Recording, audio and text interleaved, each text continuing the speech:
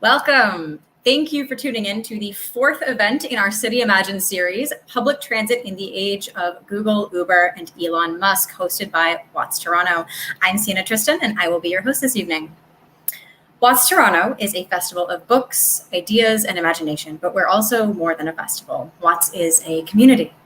We asked, and you told us what matters most about the WOTS experience: discovery, inspiration, connection. Our community is creative and resilient, and we're excited to bring the word on the street to you in your homes. Before I turn things over to our panelists, I would like to acknowledge that the Word on the Street Toronto operates on land that is the territory of the Huron-Wendat and the Petun First Nations, the Seneca, and the Mississaugas of the New Credit First Nation.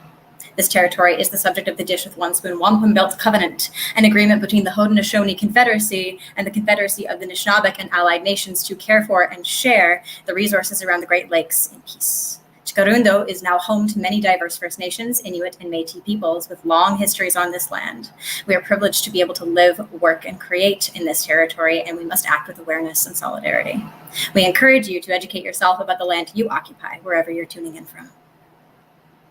So tonight is the last City Imagines event before we resume this series in September. We hope you've enjoyed what we've presented so far, and we are really looking forward to giving you more details in the coming weeks. You can keep an eye on cityimagines.ca and the Word on the Street socials to get the scoop. Without further ado, please welcome our moderator for this evening, Cory Doctorow. So Cory Doctorow, website craphound.com, is a science fiction author, activist, and journalist. He's the author of many books, most recently Radicalized and Walk Away, science fiction for adults, In Real Life, a graphic novel, Information Doesn't Want to Be Free, a book about earning a living in the internet age, and Homeland, a YA sequel to Little Brother, which is one of my favorite books from high school, actually. His latest book is Posey the Monster Slayer, a picture book for young readers. There it is. And his next book is Attack Surface, an adult sequel to Little Brother. Hey, Cory. Hi, how are you? It's nice to see you. I love your props. Now that I finished doing my little Vanna impression, it's lovely to be back. I was a bookseller at the first ever Word on the Street on Queen Street. So yeah, we have a video really of you saying so from last year, and it's so wonderful to have you. The cycle turns one more time, and here you are, able to have a nice long conversation with our featured guest, James Wilt. So James Wilt is a freelance journalist and graduate student based in Winnipeg. He frequently contributes to Canadian publications, including Canadian Dimension, Briar Patch, and Passage. Hello, James. Hi, thanks so much for having me. Of course. So you are here to talk, among other things, about your new forthcoming book, Do Androids Dream of Electric Cars, which is based on interviews with more than 40 experts, including community activists, academics, transit planners, authors, and journalists. And it explores our ability to exert power over how cities are built and for whom. Very excited to hear all of this, given I recently sent my partner out to do an errand on public transit for the first time in 4 months. And I'm excited to see how things can change. Yeah, for sure. So thank you so much for being here. Cannot wait to hear what you two geniuses have to say. Absolutely. Thank you. Thanks. Hi, James. Hey, Cory. Hey, so I wanted to start you off by asking you to do the auctorial thing and just summarize your book. Tell us what it's about. Absolutely, yeah. So my book, which I should have raised previously, is basically taking a deep dive into the future of transportation, which is not an easy or quick thing to do. But my editors were very gracious in letting me work out some of how to do that concisely. So the argument is, that public transit, has many issues. These issues derive from austerity, privatization, deregulation, capitalism, in a word. And rather than properly invest and properly take the time to figure out how public transit can serve our communities, what our political leaders are doing is pretending that the three revolutions in automobility, which are electric, ride-hailing, and autonomous vehicles respectively, can somehow get us out of this problem. And so throughout the course of the book, I go through and explain on a number of different issues: climate change and environment, economic and racial justice, disability and accessibility to the city, all these sorts of things. and I go through and explain, okay, here's where transit is failing or having problems. Here are kind of the places where, these new, or oftentimes old, if we think of companies like Ford, are trying to leverage or open up the gaps where they can, exploit these failings. And here's why their promises don't live up to reality. And finally, here's why transit can do a better job than any of these things. And as mentioned in the intro, it's about transit, but it's about much more than transit. It's about, how do we exert democratic collective control over our homes and over our communities. And so that's really the focal point. I really love the technical aspects of public transit. I love reading about new electric buses or new types of technologies. But for me, it's also just about how do we organize together and how do we really push for change in our communities. Yeah, I really liked it. I feel like your argument splits into two pieces. The first one is we have these three revolutions that electric, ride-hailing, and self-driving cars, and these are not good solutions to the real problems we have with transit. And you make a really good case for it. But there's this other argument that's kind of lurking in the background that I wanted to just bring out as a starter, because to me, it's an even better argument, which is that none of this stuff works. Right. Like that not only is it kind of, will it perpetuate racism and not solve the problem of the trail of the highway of tears and not make women feel safer and not solve deep injustices. Also, self-driving cars are a fantasy. Electric cars, if you gave everyone their own electric car, they won't fit. All of this stuff, it was really kind of exciting. And we talked beforehand about Hubert Horan, who's this transit analyst who's written this masterful 20-part piece on why Uber just doesn't add up. And I wondered if you could maybe just can you thumbnail the even if you don't care about any of these other things, this stuff is just all bullshit and it's a fantasy and it's like a pump and dump scheme by the Saudi sovereign wealth fund to put a lot of money into transit monopolists and then get out before anyone figures out that they don't have a business there. That part, I think, is pretty dispositive. Yeah, and we've seen this quite recently with the so-called micro-mobility technologies. So you've got these pretty neat ideas around scooters and e-bikes and these kind of things, and we've just seen time after time where these ride-hailing giants will basically buy them up and then just ruin them. And so you've got this technology, which is kind of, and you've written about this a lot, this technology that's quite cool and deserves some thought, but just the way that it's executed within, the capitalist logic is just to, generate profits as quickly as possible. So we think about the electric vehicle and, these are probably the closest, to reality of any of the technologies in terms of what they're being sold as. So, we think of Tesla, we think of Nissan Leaf, especially in places like Scandinavia or California, where I know that, you live, is that there's been this pretty widespread deployment and people are excited about them and see these as kind of the future. But, we really have to think, okay, we're in a climate crisis, and the promise of the electric vehicle is that it can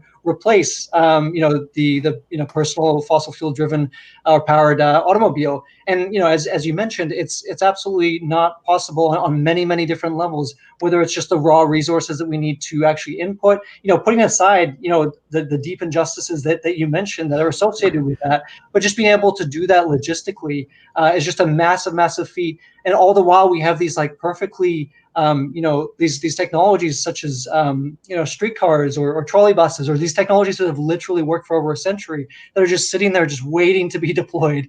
And it really is, it's much more than a technical conflict. It's a conflict over political power. And then it's kind of scales up as we go. So with ride hailing, the promise is that, eventually this will become a shared service so that you're not in the car often by yourself. You're in it with 1, 2, 3, 4 other people. But we've seen that there's a number of issues with that. You still got deadheading involved, in which the driver is in the car by themselves. You've still got situations where there's only one rider, and then the drivers themselves, based on the forums that I've read, they hate this idea because then you have to negotiate these people who are inebriated, who may not like each other, be arguing with each other, and they get no increased fare as a result. And so it's putting just increased burden on the drivers. And we've seen so much organization by ride-hailing drivers over the last several years, which has been really inspiring. And then finally, we look at autonomous vehicles. And this is the ultimate marketing pitch from these companies. And, the former CEO of Uber said that whoever figures this out first basically dominates the market. Like this is the moonshot, which maybe is true. And there's just billions and billions of dollars going into this technology, and the technology is still struggling on a number of fronts. Like I think they're getting better at it as they continue to test. But they're still having major issues with left-hand turns. They're having issues with just getting people places in pretty basic ways, all the while not having things thrown at the autonomous vehicles. Like in Phoenix, Arizona, people hate these AVs, and there's been a number of incidents where they have been attacked, and people feel very, very cynical and skeptical about what they are selling to the public.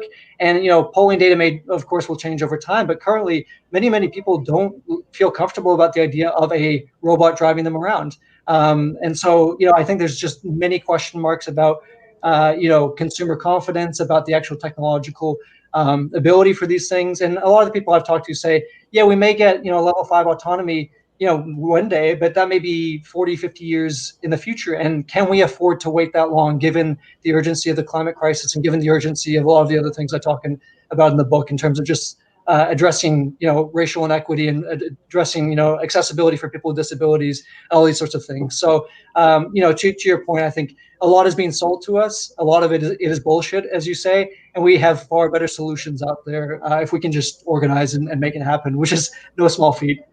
Yeah. Well, and that observation that the first person who figures out how to build an AI so incredibly devastatingly effective that it can pilot a car around a city street will be able to write their own ticket is true, but it's true in the same way that the first person who makes a time machine will be able to write their own ticket. Exactly. Or like the first alchemist who converts lead into gold will be wealthy beyond that. Yes, if you can do an impossible thing, people will pay you a lot of money for it. It has no bearing on the possibility of the impossible thing. Yeah. So I was struck in the AV section by the investors and executives and pitchmen for AVs who say, and AV is autonomous vehicle, self-driving car, who say, well, AVs can of course navigate our cities, provided that the pedestrians all just behave themselves and don't do anything unexpected. And maybe we'll have to redesign parts of our cities and so on. And it struck me that on the one hand, this is obviously grossly unfair, but it's also history repeating itself, right? That the word pedestrian is a relatively recent coinage coined to describe a person who doesn't belong in the road, which was the thing that the automotive manufacturers dreamed up to resolve the conflict of people feeling like they can walk down the middle of the road after they started selling cars to drivers who understandably struggle with this. So this seems like it's a pattern repeating itself. Are there other areas where you see history repeating itself in terms of the bill of goods we're being sold here? Yeah, for sure. I mean, Peter Norden, the author and the historian of transportation that you just mentioned, is just like the leading example of this in terms of how pedestrians are shamed and how the very concept of the pedestrian was created as a mechanism to ensure that automobiles and their interests backing them were advanced. And to speak of the pogo stick problem that you were just talking about, this idea that to really ensure that an autonomous vehicle is able to operate in our cities, that has to be able to recognize and maneuver around someone hopping on a pogo stick in the middle of the road, no matter how ridiculous that example is. I think it's a really interesting insight into how the automobile industry thinks about these problems. And to kind of answer your question in a general way, is that I kind of argue in the first part of the book that the entire trajectory of automobiles as a coherent interest in terms of manufacturing cities and regions in their way has meant that a lot of things that we think about and today when it comes to transit or to getting around on bikes has been systematically pushed to the side, and they see them as threats.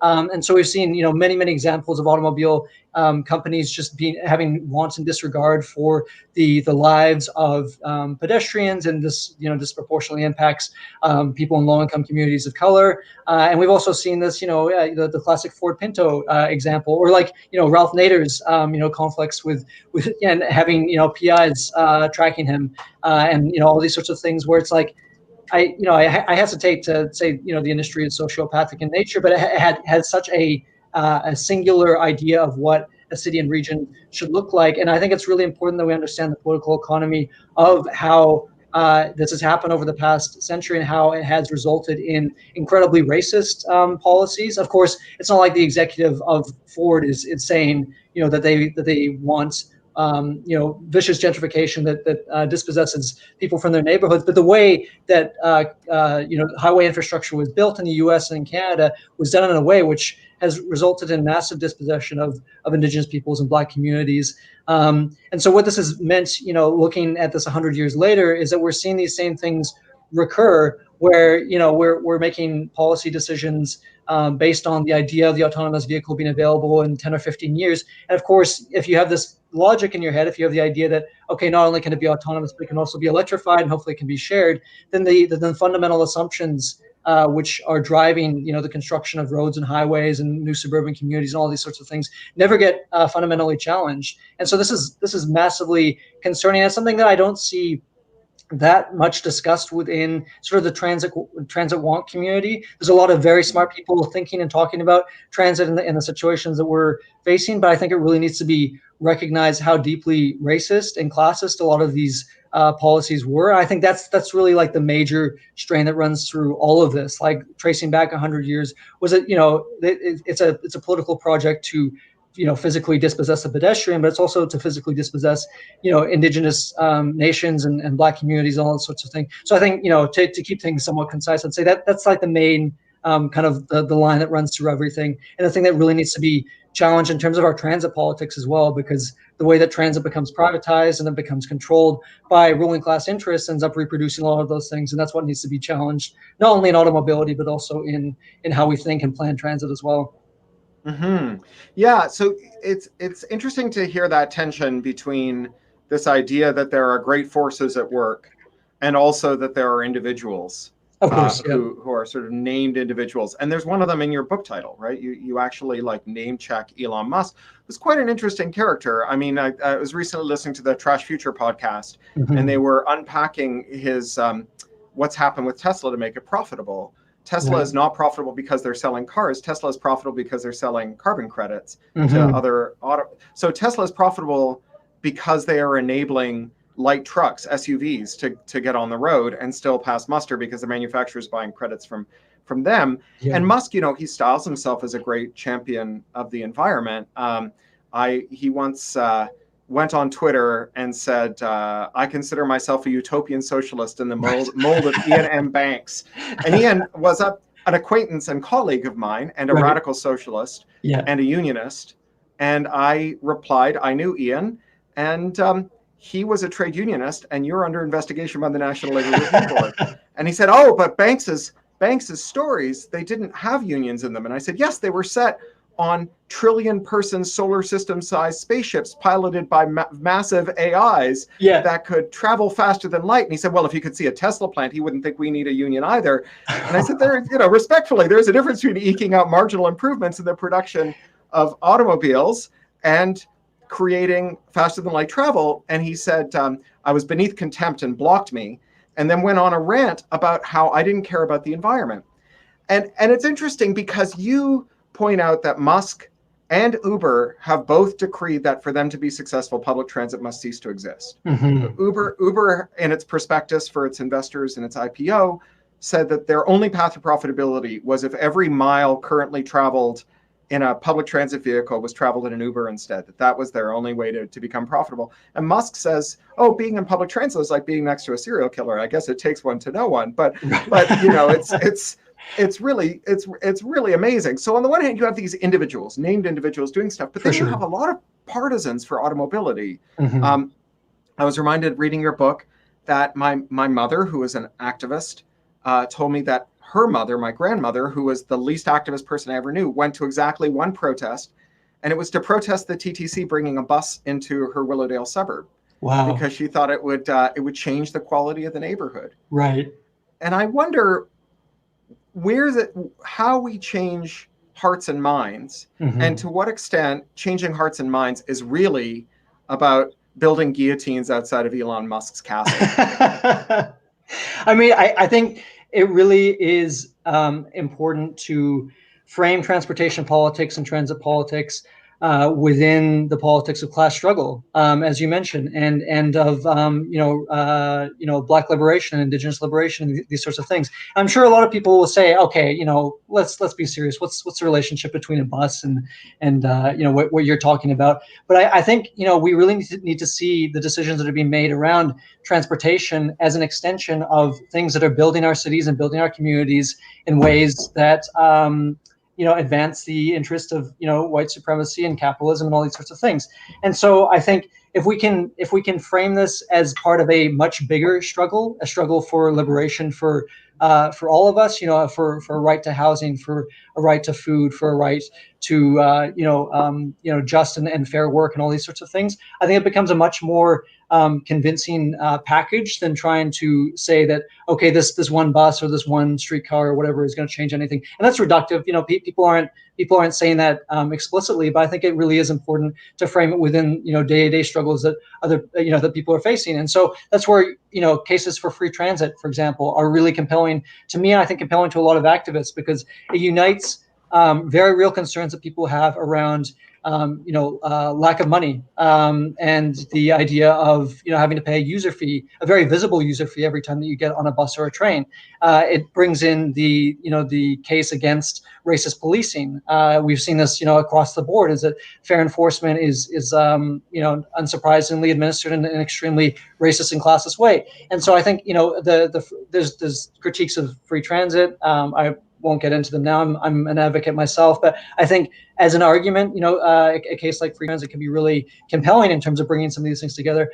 And then I think, just more generally, it really is about meeting people where they're at. And that seems like a little simple, but it means, getting out and talking to people at bus stops, at train stations. Mm-hmm. There's organizations like TTC Riders in Toronto that does a terrific job of this, and that they really, really try to campaign around the physical infrastructure that exists in our cities and say, okay, this is not, the infrastructure is not sufficient at the moment, and here's what can happen if you get involved in this struggle, and that we can fight for this collectively. And the question of what you mentioned about your grandmother is really interesting, because the struggle over suburban transit and the neglect of suburban transit, I think, is really indicative of the way that political priorities and assumptions are made about what is possible in our cities and in our regions. We can have really high quality suburban transit, but it really is like it's a chicken or the egg thing. It's like you really need to make that infrastructure available for people and try to incentivize people to use it through mechanisms like free transit, or just really, really high quality amenities, or these sorts of things that actually draw people to them, as opposed to something more punitive in which people feel and not to say that we shouldn't be deadly serious about climate change, because we should, but there's concern that policies like carbon pricing, while a pretty beautiful technocratic policy, can lead people to believe that their own lifestyle, that their own way of living is being penalized, and that can lead to a lot of backlash. And so I think really trying to bring this together in a collective class struggle, a collective vision for liberation, and sort of a luxury socialism, or library socialism, I think is very beautiful and exciting. And I think that's really where energy can be invested with some really exciting results. Just to shout out one group that's doing great work around this is Free Transit Edmonton. They've only been around for a year or so, and they've been really just like consistently pushing this idea that not only do we need free transit, but we need really, really high quality transit that services every part of our community. And they bring it together with a lot of these other conversations that I've kind of brought up throughout this webinar. I think that's really where things can begin to change in terms of how we approach this as a political problem. Because so long as we continue to view it as in isolation, as a purely technological problem in which we have to have a perfect balance of carrot and stick, and there's merit to those conversations, but I think we're just going to continue to run into kind of walls, and frankly we don't have the time to do that. So I think we really need to aim for something much bigger and much more liberatory. Yeah, it seems like we can try to create stakeholders who have political agency for transit, or we can try to give political agency to the current transit stakeholders. Exactly. Yeah. I can see the merits of both. Obviously, things that rich people like happen, and so if we can get rich people to ride, I mean, this was the thing that kept New York's transit so successful for so long, and why arguably it's not successful anymore is that it doesn't have stakeholders who have the ear of powerful people. It's just not people who don't have a choice. And this is something you can see in transit systems that are in really serious decay. My mom did her doctorate in education in New Orleans, and I flew down with her once. It was a distance ed program. It was at an airport hotel, and of course I wanted to go and see the city, so I got on a bus. Sure. And it turns out that the buses from the airport to the hotel, they only serve people who are poor. Wow. And the way that works is it goes down the main road, and then it takes the first right and goes all the way down to the end of the subsidiary road, turns around and comes back, goes one block further down the main road, does it again, and does this herringbone pattern that for a ride in a cab would have taken 25 minutes, but on the bus was 2 hours. And, when the bus service looks like that, who, if they could get out of taking the bus, wouldn't get out of taking the bus? Absolutely. Yeah, I think that's a really important point. And also just more specifically to your point about, just like really engaging people who are current users. There's this really unfortunate dichotomy, which people like Jarrett Walker have pushed back on, this idea of the captive rider, which is just like, it's an unfortunate phrase, but I think this idea that there are people who continue to rely on transit in the most dire of circumstances, including during COVID-19, as we've seen, is that even though transit ridership declined by 80 to 90% on most systems, people continue to rely on it to get to grocery stores, to get to pharmacies, to get to medical appointments, to support their family and friends, all these sorts of things, and to really respect and honor and acknowledge the knowledge that the knowledge that transit riders have of the problems that they face. Like if I live in Winnipeg, which is a pretty cold city, and any time that you are just hanging out in a bus shelter and the buses are passing you by, or the bus just simply isn't showing up, everyone is complaining about the state of transit. And so, I'm not going to pretend that this is like an easy process. It's not just, you just show up and then, change happens overnight. But there are many constituencies who rely on transit and continue to rely on it throughout very serious situations, who can be organized. And I think, we've seen many examples, bus riders unions across the country, including in LA quite famously, where change has been affected because people come together and organize and recognize the power of riders to affect this change, alongside the transit workers, of course, who've been doing some really courageous actions throughout the uprisings across the U.S. in terms of not transporting prisoners and blocking police from accessing places. So like really seeing these as powerful constituencies that can be mobilized together to affect change, I think is really cool. Yeah. Apropos that, you talk about drivers having solidarity with passengers and effectively announcing that they won't collect fares, while the passengers are acting in solidarity with drivers. It's a very exciting thing to see. I guess the shoe that I keep waiting to drop is solidarity with Uber drivers, who clearly have shared interests with the rest of these people. Yeah. There's a remarkable new book by the trust-busting campaigning lawyer Zephyr Teachout, who ran for governor of New York, called Break 'em Up. That's a contemporary view into antitrust and pro-competition law. And she describes a phenomenon called chickenization. And chickenization comes from the poultry industry, which is dominated by 3 packers. And the way that it works is the packers tell the farmers whose chicks they must use, what medicine they must give them, how they must be lit when they're in dark, which veterinarians they can use, what specs for their coop, who they have to borrow from to build the coop. And every other element of their job is scripted, but they're not employees. Right. And then the packer and the packer alone decides how much money you're going to get at the end of when it's time to send your chickens to slaughter. And so you are completely beholden to them, but all of the risk that would normally rest with an employer rests with these so-called independent contractors. And Zephyr pivots from that to Uber. Right. He says, this is exactly what Uber does. Yeah. You have a completely chickenized workforce. And so this transit thing and the way that you talk about it feels like you're homing in on it, not as an issue unto itself, although it is that too, but rather as kind of emblematic of something happening everywhere, the way Zephyr does. That chickenization is now emblematic of employment and this kind of bullshit grifter model where you just claim in the future technology will take all the externalities and make them cease to exist, and everyone just has to wait patiently until that happens. Could you have written a book that came to the same conclusions about many other subjects, power or finance or what have you?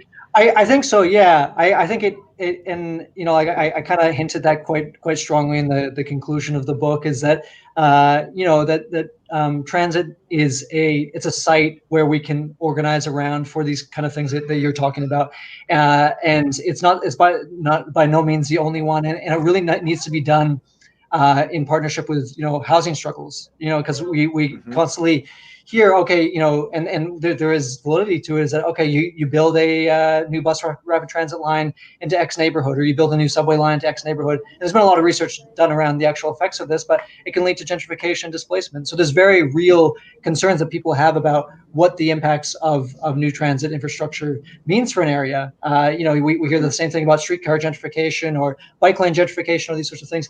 And so it really needs to be, combined with housing struggles, for example. And so I think this is where, could this book be written about a number of other sectors? I absolutely think it could, and that doesn't diminish, getting into the technical details of some of these things. I think it just rather broadens it to say that this is part of the same struggle that we're all waging in different areas, in different cities, in different regions, and different organizations, and that it can really be brought together as a coherent whole, and that's really where things are going to be made most effective. I also think of your point about the Uber drivers and how they really haven't become so much of a focus of what this possible transition could look like. And there's this really excellent lawyer and activist and writer in California, Vina Dubal, who does this really. She's just chronicled how Uber drivers have been, or Uber and Lyft and other ride-hailing drivers have been mobilizing to really fight for their rights, which of course makes perfect sense. And I do think that there hasn't been a ton of cohesion between transit activism and ride-hailing activism. I think in part because, for transit activists, we don't really know what that looks like. And I think what's exciting is the possibility of getting, and I mean, as I kind of talk about in the book a bit, this is, of course, how Uber and Lyft are designed, is to prevent solidarity and to prevent organizing, just through the way that the app is designed and through the way that people are punished for speaking out and these sorts of things. But the possibility for getting people in the same room together, and for transit unions to recognize the possibility of solidarity and the possibility of bringing them in as part of a unionized whole, with a transition plan to a more transit-centered city in which ride-hailing and other private automobile services are not required. But of course, we need to answer the question: okay, what does that mean for the people who are relying on this? And I think this can only happen through people seeing it as part of this broader struggle. That the reason that people are driving for ride-hailing companies is that the nature of precarious work, the way that independent contracting has come up as an entirely new way for employers to get around labor legislation, all these sorts of things. And so, once again, not going to pretend that it's easy, or that it's like, yeah, you just get transit drivers and ride-hailing drivers in the same room together and they're all going to see eye to eye. But that is where collective struggle happens. And I think if transportation unions can really understand the potential for that, I think some really powerful, revolutionary things can happen. You raise an interesting question, which is, why do people drive ride-hailing? And certainly precarity is a big piece of it. But I think one of the great ironies of why people drive ride-hailing is that it is pitched to them as a way to enjoy autonomy, to be your own boss. Totally. And there is no boss worse than an app. Yeah, right? For sure. The actual boss might have a milligram of mercy for you, but the app is just there to count how many stars you get. And if you get the wrong number of stars, that's it. For right? Sure. And so I wondered if maybe we could talk about some of the great lies of the three, what do they call the three promises? The three revolutions. The three revolutions. Because I back to this idea that maybe if we can get people of political agency to care, as well as getting the people who are suffering because they don't have political agency, lifting them up, you could find some pathway to victory.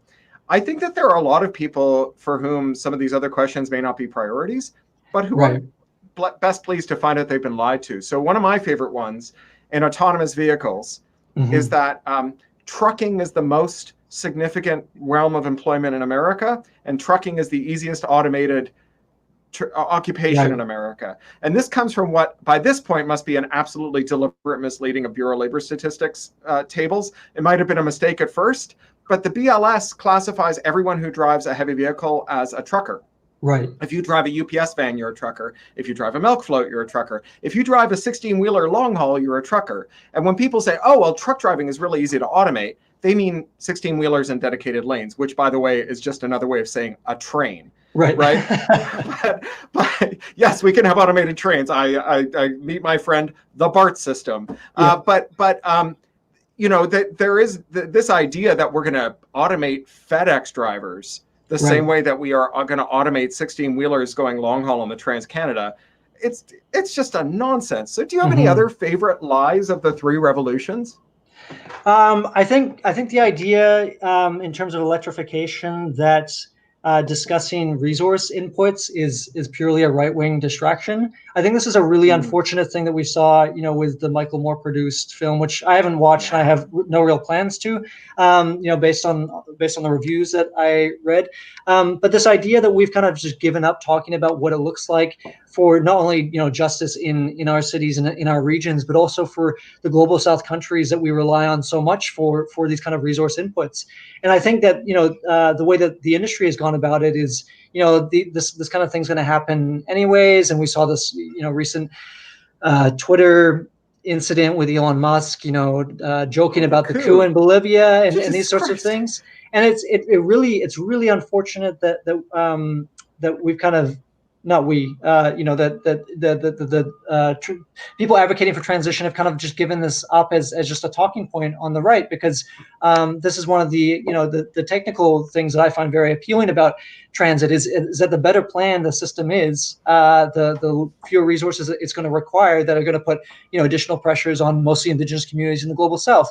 And so the industry will say well, we're going to mine this in Nevada, we're going to mine this in Ontario, we're going to mine this in places where, or we're going to regulate this mining to the point where all the human rights concerns or the environmental concerns are just neutralized. But the reality is that is not how things are panning out at all. And also, if mines are opening up in Ontario, that's indigenous territory, right? So it's not like it's the whole ethical oil idea out of Alberta that we just need to relocate where the extraction happens to a place where the conquest has been completed or something. Like that's the logic that's being advanced. And so so long as that talking point continues to get traction, and as long as that is not contested from the left, which I think it can be and it should be, they're going to continue to win out on that the choice is between extraction of oil and gas or extraction of these precious mines or yeah, exactly. I don't think those are the choices that we have. Are there any others that you that come to mind for you? Well, so there's I wondered, I felt like the part of your book that I found the hardest to see how we would get to a better world was when you talked about people in rural circumstances. And I felt like you were reaching a little. And I wondered like if you could see a rural sustainable future. I mean, one of the things that often gets said by kind of bright green Promethean lefties like me is, well, we'll just all move to cities and we'll leave everything else for animals and wildlife and indigenous land where people can live in the historical densities that they lived in ways that reflect, justice and tradition. And maybe we just don't need, Napanee or any other small town. In our country, maybe all those people just need to move to Toronto, and we'll go vertical. Right. Yeah.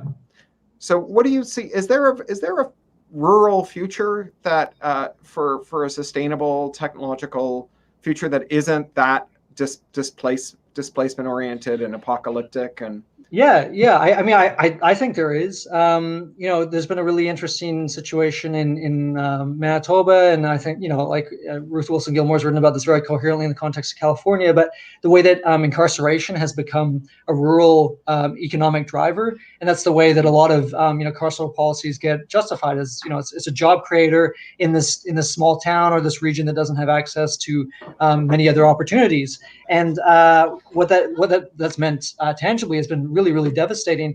And I think that we can really bring this into the conversation about transportation politics, is that the reason that communities are desperate for these kind of jobs is because that there's no alternatives being presented. And so given the choice between austerity increased austerity and increased unemployment and incarceration, they're going to opt for the latter. And so I think when we think about what is the future for rural communities, it really has to be grounded in a vision of collective liberation, in which we no longer buy into the logic of austerity, that the only way that we can, and also privatization, that the only way that we can build out in an area or an economy or whatever is through tax cuts, is through just trying to attract Tesla to move their headquarters, or attract SpaceX or Amazon to move their headquarters. I think if we really understand that development can be organized collectively, whether it's by the state or whether it's by more democratic apparatus, that we have this vision in place, that we don't have to be constrained by austerity, which means, in terms of transportation politics, that currently most small towns don't have transit systems. And that doesn't mean that everyone drives. A lot of people can't drive due to being old, living with a disability, being too young, all these sorts of things. And we saw this happen in Saskatchewan, in the Prairie Province. There was a fully functional Saskatchewan Transportation Company, or the STC. It was a Crown corporation, had run for 70 years. And the right-wing government shut it down, even though it was providing invaluable inner-city transportation for Indigenous peoples, for people with disabilities, for seniors who just needed to get out of their communities, to visit friends, to go to doctors, to these sorts of things. And so I think if we can really understand that the potential for rural communities is in refusing the logic of austerity, and understanding that the reason that so many people have to drive is because they've never had the opportunity to access reliable transportation that is collectively owned and operated. I think we're just going to continue to fall into this rut where the only way forward is through subsidizing autonomous vehicle infrastructure, in which 5G and in which sensors have to be installed within the rural highways themselves in order to maximize safety and all these sorts of things. Those are deeply expensive projects, but they're expensive projects that subsidize the largest private corporations in the world. And so I think if we can fight for a future in which people actually have the opportunity to ride public transit in rural areas, in suburban areas, I think people will begin to use it, especially if it is done in a way in which it's publicly owned, publicly controlled, and fares are actually kept reasonable, if not abolished altogether. So I'll leave it at that too, because I see some questions. Yeah, there's some questions coming up. That's right. So I'm going to start with Clark. Sure. How do bicycles fit into all of this? Great question. I think they are critical. I actually just recently started biking around Winnipeg for the first time, because I was absolutely terrified of getting hit by a car, which is a situation a lot of my friends have had themselves. But to have reliable infrastructure to get to, from one place to the other, in terms of, dedicated bike lanes and all that kind of thing, is literally a lifesaver. And what we have to remember is that this is mostly a suburban problem, but the first and last mile problem is often talked about by, transit planners. It's, like, okay, we can, get someone from a bus to a train to downtown, downtown to their jobs, whatnot. But how do we get people from the station to their home? And that's where park and rides come in. That's where ride hailing comes in. But that's where bikes can also come in a really fabulous way, is that if infrastructure is in place where people can store their bikes and that they can get from their homes to the station in an efficient way, that can be brilliant. The other thing is that, biking doesn't solve problems for everyone. Some people can't bike, whether they're too old, whether they're living with a disability, whether it's winter and they don't feel safe, and all these kind of things. And these are political problems that can be confronted. But I don't want to say biking is the end all be all, but it is a really, really critical part. And the last thing I'll say on that is that every private automobile that we get off the road, it makes it safer and makes it more efficient and accessible for every other road user, whether that's a cyclist, a pedestrian, or a transit rider. And so I think if we understand this as a collective project, that by getting more people out of private automobiles and more people into buses, trains, streetcars, bikes, all that kind of thing, it's going to make it safer and more efficient for everyone. And now I want to go to Walter. This is Toronto Council. When the Toronto City Council invested at least $1 billion into the Gardiner East a couple of years ago, should there have been a referendum to the residents to reconsider this choice, which places highways before transit? Referendums are such tricky political problems. We saw this happen in Vancouver in terms of how the process was put to a referendum and lost out because of some very well-funded right-wing interests. And we've also seen this throughout the states where the Koch brothers have got involved in some fights over the future of transit funding, which has ended really disastrously. So I think, if by referendum we mean the specific policy instrument, I think those can be very easily exploited in terms of politicians not wanting to make the hard decision of them actually having to fund transit and own transit publicly. But I think, the spirit of the referendum, should people have a choice over what kind of transportation gets, invested in their community? Absolutely. And I think, that's where I think we can look beyond the referendum being the end all be all, and that we can understand that there's many other ways that people can organize and exert power in their communities that are currently not being tapped into. But yeah, the idea of and we're seeing this in Winnipeg too, where I live, the idea of hundreds of millions or billions of dollars going into road infrastructure amidst a climate crisis, amidst a crisis of pedestrians and cyclists being killed, amidst a crisis of air pollution, all these sorts of things, is absolutely illogical and just really betrays how strictly most municipal politicians and provincial, territorial, state politicians adhere to the politics of automobility. And until we kind of bring a really unified and coherent opposition to that, they're going to continue to do this. And it's going to continue to lock in completely unsustainable and completely unjust infrastructure. I won't get into induced demand or that kind of thing at the moment, but this really does incentivizing more driving for decades to come at the cost of everyone else who doesn't drive or doesn't want to drive. It does definitely seem to be the politically safe choice to plump for more roads. Yeah. I remember when I first moved to London in the UK, that I went on a narrowboat ride just to kind of orient myself around the city on a canal, and the driver said, "Oh, and these canals were never really used for freight because the project was initiated before rail became practical."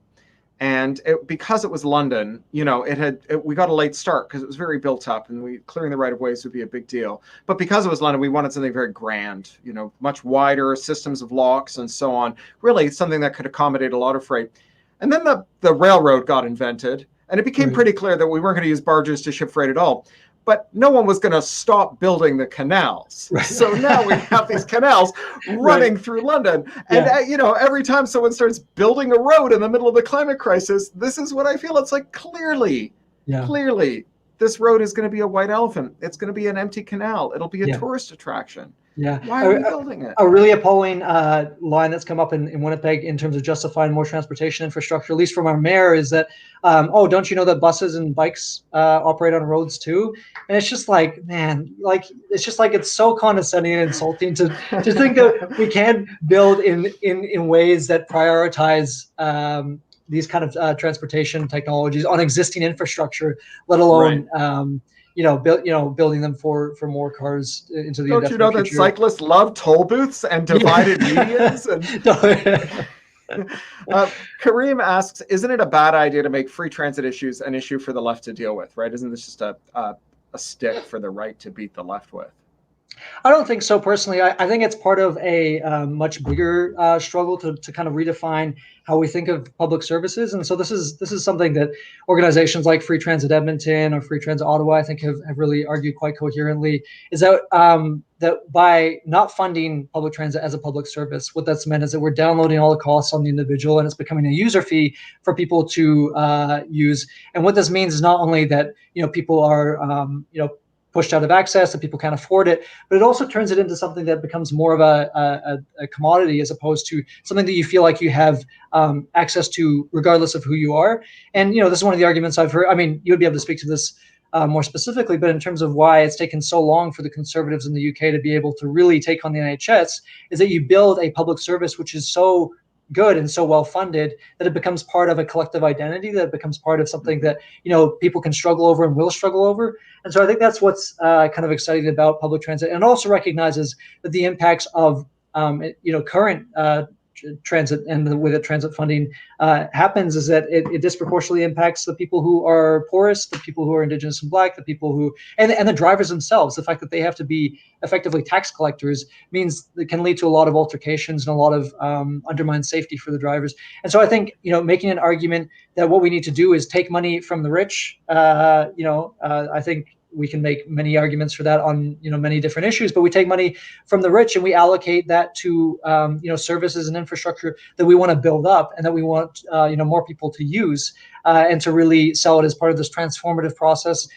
Green New Deal has been talked about a lot in the context of the U.S., but I think that taps into some of the energy that can drive free transit. Is that the idea that we want more radical change than what's being offered in terms of piecemeal? Of course, every 10 cents taken off a transit fare, as a result of a struggle is really important. And I don't think free transit advocates, including myself, would ever downplay that.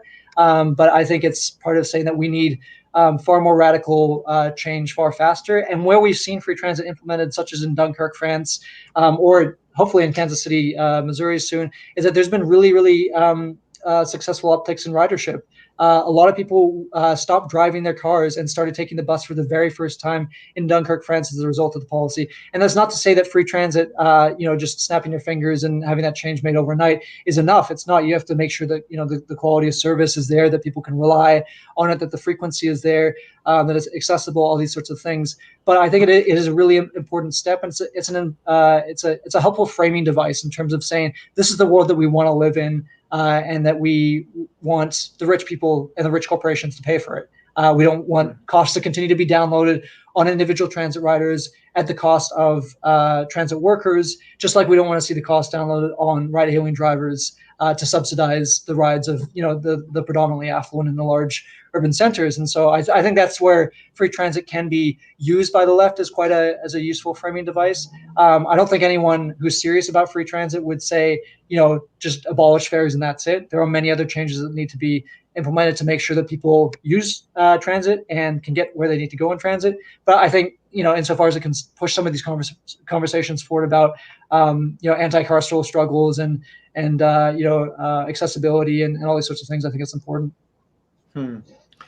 Andrew asks about the connection between automobility and policing and increased policing and surveillance on public transit. It's a very good point. I mean, neither one of these seems to be intrinsically superior to the others. Seattle was the first transit system I know of where they started making audio recordings of all conversations and retaining them for long periods, and presumably now subjecting them to text-to-speech and automated examination. And yet, with automotive, you've got automated license plate readers, which police departments use to rewind your journeys after the fact and give them this sort of God mode view into their cities. Is there an intrinsic difference to either, or are they both just part of a larger struggle about surveillance and privacy? I think you would have some great answers to this, but I think for me, automobiles are and like next generation automobiles, especially autonomous, are being sold explicitly as a data gathering technology. And so this is really, I mean, there's a lot of discussions about, okay, who's actually going to pay the cost of running the autonomous vehicle at the end of the day, which some people will say, okay, this is why they're never going to run. But, some people will say, oh, you'll pay a modest fare. Other people like David Roberts at Vox will say, no, we're actually going to see this made free, and you're going to pay for it by having immense amounts of data generated and then advertising curated to you, or your actual physical trips being navigated through certain parts of a city or slowed down to view certain things as a result of that. And so I think the way that next generation automobility is being sold is very much with the express intent of this. That's not to say there aren't extremely concerning shifts that have happened in transit over the past decade or two in terms of policing. Metro Vancouver's transit police have shot and killed many Black and Indigenous people. And there's a lot of surveillance issues in terms of like at the BART, in New York system, all these sorts of things. And the argument that I make in the book is that these, and again, this isn't to be utopian, but because these exist as public services that we can actually organize to attend meetings and at the very least make situations at these kind of events Whereas for the most part, for decisions made around Uber, Lyft, Waymo, Ford, these are very, very difficult to access for activists. Like, yes, there's shareholder activism, but this is a very specific type of activism, which I don't think is really quite as universal as what we can do with transit. And we've seen this be very successful in terms of transit. Metrolinx in the GTA has gotten issues over the past due to warrants being submitted by police, or no, sorry, data on riders being submitted to police without warrants being issued in the first place. And so this has been an ongoing issue for years. And because of some pretty concerted organizing and people being made aware of this, Metrolinx, it's far from enough, but they've been cutting down and making more accountable the situations in which they do this. I'm sure the same thing can happen with Uber, Waymo, but I think in terms of the probability of that happening, the accessibility that people have to the decision makers behind those entities, it's a much more difficult sort of situation. And we've also seen the banning of facial recognition technologies of public services in San Francisco and Oakland, which I think is an interesting precedent which can be expanded to these kind of struggles as we see them happen throughout transit agencies across North America. And I guess I would say finally is that automobiles expose people to a great deal of policing. A lot of policing is done, police-initiated stops will be done of, broken taillights. They'll be done of speeding. They'll be done of, basically anything that you can come up with. And we've seen many, police murders happen as a result of this, of a broken taillight and these sorts of things. And so they basically give an opportunity for police to intervene in people's lives and harass them or worse. And so that's not to say that these things don't happen on transit. Transit police exist, and transit police have, they get people deported, they get people murdered. But I think the accountability measures that we have around these sorts of things, as opposed to people driving their private automobiles, is much more significant. And so I think that's where I see it as kind of like a tactical approach, is that there are just better opportunities for people to collectively organize around transit agencies and around city politicians than there are for these companies that can basically do whatever they want with very little repercussions. But I'd be interested if you have any thoughts on that. Yeah, that last point I think is a very good one. I would phrase it slightly differently and say that driving is a privilege and not a right, and it's a regulated activity. Yeah. And so the quid pro quo for the privilege to drive is that you have to submit to degrees of search and interrogation that would not otherwise be present if you were pursuing other means of moving through time and space. And so, it's true that transit owners are technically private property holders, and they have some rights about how you conduct yourself on their property. But that regime is far more light touch than engaging in a prohibited activity. I think most of us, for example, are very fine with like airline pilots being given random urine tests to make sure they're not drunk before they get behind the thing. Well, that's what it means to engage in a regulated activity, right? You take the King shilling, you there's a quid pro quo. And so, yeah, I think there is one element indisputably where transit need not expose you to the same degree of authority that private mobility does. And that is whether or not you have the intrinsic right to be on transit as compared to this other. And to not have your property searched without a warrant, right? Which is what you're giving up when you drive an automobile. And once again, this isn't under the illusion that transit police respect people's privacy or these sorts of things. Or that they can't condition entry on a bag search, as you've seen with the MTA. Absolutely. Yeah. But I think the possibility for political struggle is far greater around that than trying to overhaul the entire system of how the police have got windows into people's lives through automobiles. That's a very important struggle, but that's a generational one. Speaking of generational struggles, our last question here is from Ian. Younger people aren't as invested in car culture. They don't own as many cars. They're not as interested in getting driving licenses and so on. Do we just solve this by waiting for drivers to die? I wish. I think with a lot of these kind of questions, the idea that younger people are more inclined towards socialism or more inclined towards leftism, I don't think there's anything inherent about it. I think, when people become more secure in their lives and have access to more resources, the idea of privatizing a lot of your means of existence, in this case through automobiles, becomes quite interesting, quite compelling. And so I think this is where, as I've kind of been harping at this the whole time, but this is where it really needs to, we need to recognize people as potentially organized. We need to like go out and see people as having the opportunity to collectively struggle for things, but that's not innate by any means. I think, who knows what the future is? I've given up on trying to predict what the future is for a lot of different reasons. But I don't think that we can bank on, car companies giving up their extremely profitable interests in making drivers out of new people. And as you mentioned before, this is what we saw with the S1 with Uber, is that, admitting that they intend to basically demolish public transit if they can. And so, knowing that these are the interests that are trying to ensure that people remain drivers or become drivers are the ones that we have to identify and really fight.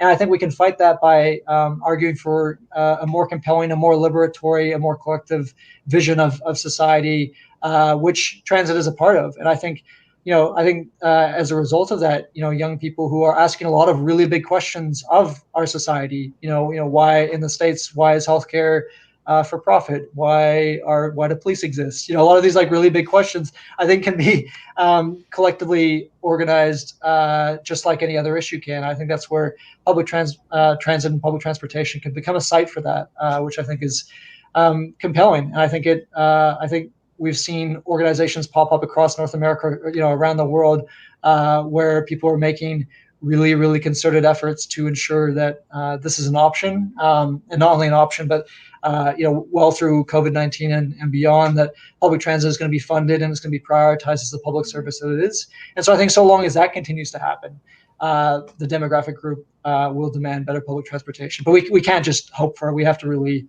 fight for it. Yeah, thank you. I want to close out. You mentioned predicting the future. I'm a science fiction writer. Yeah. I don't harbor any illusions that I can predict the future. Everyone who claims they can predict the future is a charlatan or Right. deluded or both. That said, my mentor and friend Bruce Sterling has done a lot of work on environmentalism, in which he takes a very utilitarian approach. He says the world is going to end if we don't do something. Right. And so what if we just make saving the world cool for rich people, since what they want happens? And he pursued that through this project called the Viridian Project, and had all kinds of great ideas. And one that really stuck with me was his riff on hydrogen cell vehicles in the Midwest. Right. He said, hydrogen cell vehicles are on their face very impractical, because you need a really big hydrogen cell to go anywhere. That's just it's an energy storage medium. It's not a fuel. And in the Great Plains, there's enough wind to power all of America, with not that many windmills. Right. So what if, instead of telling Midwesterners that to save the planet they need small cars, we tell them that the problem is that their cars aren't big enough? Right? That what they need are monster trucks with hydrogen cells the size of your garden shed. Right. And that you go to work and you plug it into the windmill, and the windmill just, it powers your workplace, but it also, it electrolyzes hydrogen out of water with the surplus energy. Right. It just fills your hydrogen cell. When you get home, you don't ask the power authority to share the grid and have a two-way grid with you. You just plug your house into your car. Right. And so this kind of instrumental approach, I understand that it has some real shortcomings, but do you think it's fair to say that as you sketch out these futures, that you are balanced on a knife edge between, like, maybe we make fares free by convincing everyone that it's cheaper and better, and maybe we make fares that it, and those approaches obviously cheaper and better happens automatically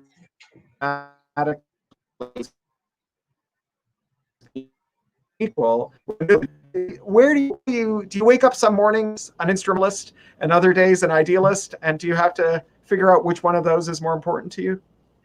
Well, it's an interesting question. I think I'm thinking about the hydrogen powered vehicles, and this is something that I thought about obviously with electric vehicles. Is that okay?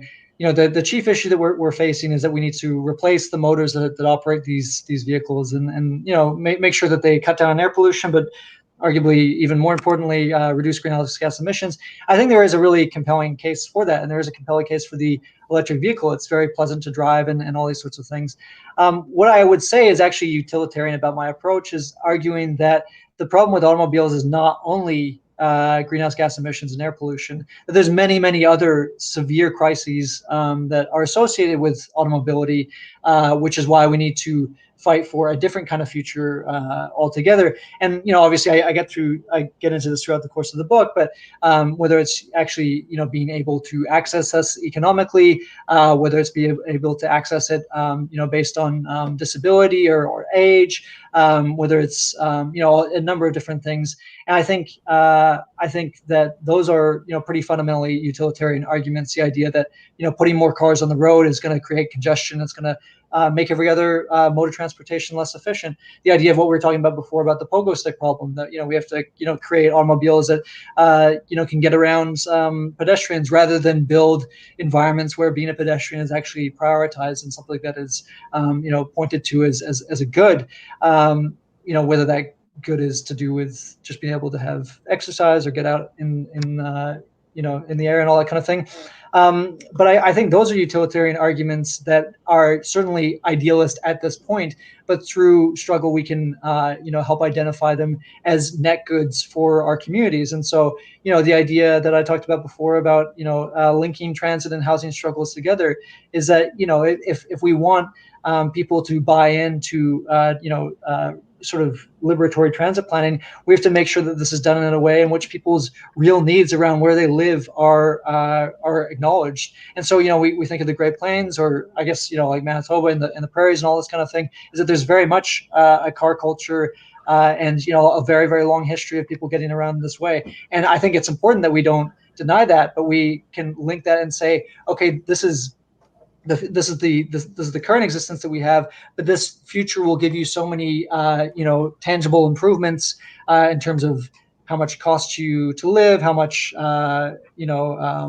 how much access it gives you when you get old, all these sorts of things. I think bringing those conversations together, I think, is utilitarian. Like, it's idealistic, but it's also utilitarian in identifying other priorities for people, because the way that transportation politics currently happens is that we really do mostly focus on greenhouse gas emissions, and with very good reason. Like, we have a decade or something to figure this out, probably less.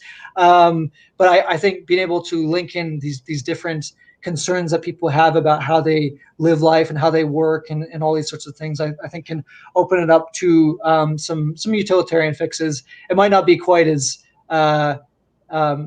exciting, maybe technologically exciting, but there's also room for technological excitement in transit as well. They might be older technologies, but they're still very cool. I've been, watching videos of the way that trolley buses, they're hybrid trolley buses. So, you can have the lever, raise and drop depending on where they are in the city, and that they can be powered on small batteries to get where they need to go and then link back up. These are very cool technologies. And so I think being able to sell it as, hey, we get a cooler city, we get a rural area or wherever, we get a place where we are proud to call home, where we're reducing emissions, where it's more equitable for everyone. All these sorts of things. I think selling that kind of vision is fundamentally utilitarian in nature. Yeah. Well, thank you. I guess I'm going to close by saying that everything that we have just said about transport applies to broadband, given that my broadband is fritzing out here. But completely, right? I mean, fiber should be run by cities. It shouldn't be run by private firms. They have conflicts of interest. They want to sell us to other firms instead of providing us with the best service. And we even have our own revolution, which is 5G. Like, somehow, without fiber, somehow the wireless is going to deliver a last mile of something that isn't there to begin with. We'll solve the fact that your water pressure is really low by building a really big faucet at your house without increasing how much water reaches your house. So yeah, all of this stuff is equally true, and it feels like that is the one of the things that is fascinating about this book, is it's such a microcosm of so many other problems, right? This intersection of wishful thinking and bullshit and a legitimate human need and stuff that downplays human rights in favor of parochial interests of a few moneyed corporations, and so on and so on. And so, yeah, I heartily commend this book to the people watching us. And James, if you have any final words you want to say, after that, I guess we'll bring Maya back in and we'll say goodnight. Yeah, absolutely. No, just once again, thanks so much to WOTS Toronto for hosting this. This is a really interesting time to be an author, as I'm sure you can relate to, Cory, trying to figure out how to make these kind of events happen. But I'm very, very grateful for the organizations that have been stepping up and trying to figure out how to host these kind of things through technical problems and not and all those sorts of things. But yeah, finally, I'd say a new article of mine came out in the Walrus today, which is about, okay, what does transit look like in the era of COVID-19? And a lot of people will say, this has fundamentally changed everything. And of course, COVID-19 has it's changed how we run society. But at the same time, it's identifying all the issues that we've been talking about this entire webinar. The lack of sustained funding to transit, the lack of actually hearing what transit riders need and respecting transit riders as people who have ambitions and dreams and all these sorts of things. And so I think that would kind of be the final word I'd leave it on, is that we're in very scary times, but at the same time I think there is a lot of potential for continuing just to hammer home at the principles that we know of what a better society would look like. And we're already seeing this flare up in the uprisings across the U.S. And we're seeing this in the way that mutual aid efforts have ensured that people continue to have food and their basic needs met. Like these are really the exciting aspects of what's happening at the moment. And so that'd be the last thing I'd say, is just that COVID-19 has changed a lot. It's also changed nothing, and so we just need to continue doing what we know. All right. Well, thank you so much, Cory and James, for sharing your thoughts and your insights on demystifying and debunking, as you call them, the three revolutions. As one of the younger generation who's completely disinterested in private automobiles and driving and who wants to campaign for change, I really appreciate the stance you're taking that we need to call stakeholders in instead of calling them out. I think that's a really key piece to things, and getting people to really lobby for this stuff and come together. For sure. Yeah. And thank you to everyone who's tuning in from home as well. If you would like to order a copy of Do Androids Dream of Electric Cars, please head over to the Another Story bookstore website. The link is in the YouTube chat, in the comments, and also on the banner on screen. Tonight was the last City Imagines event before we resume this series in September. So we hope you've enjoyed the first 4 panel presentations, and we're really excited to be giving you more details about the rest in coming weeks. Stay tuned to our social media accounts for more updates, or go to cityimagines.ca. To support the Word on the Street and events like this one, please visit thewordonthestreet.ca and click that donate button. You can also like this video and subscribe to the channel to help content like this reach a wider audience of book and knowledge lovers. Thank you so much for joining us, and have a great evening.